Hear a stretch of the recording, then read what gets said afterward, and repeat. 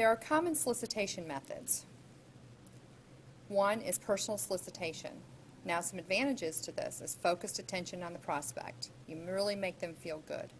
It includes the nonverbal cues because you're sitting at the table with somebody, and it builds long-term relationships. A disadvantage is that it can be expensive and low in volume, so it could take a long time. You could also use direct mail. Direct mail is inexpensive and creates visual images for people. It has a long life and may be kept and read over again and again. You can communicate complex messages, but some disadvantages is that it's easily ignored, lost in the clutter, requires donor initiative to make a gift, and it limits ability to personalize.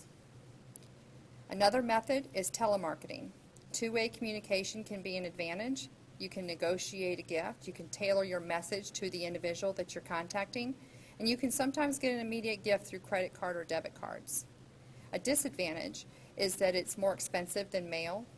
There is a lot of barriers, like caller ID and mobile phones have a lot of blocks now that's available to them, and it can be perceived as intrusive.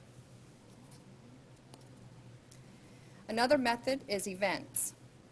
There's a lot of visibility, involvement, it's a lot of engagement with events.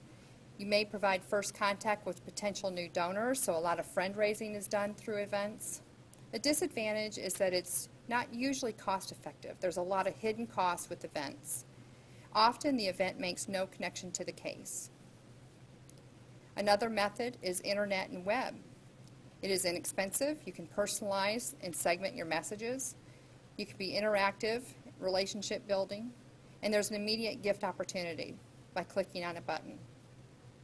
A disadvantage is that the email list maintenance can be a barrier. There's a lot of spam filters, emails change, so you could get a lot of bounce backs. The final method is text.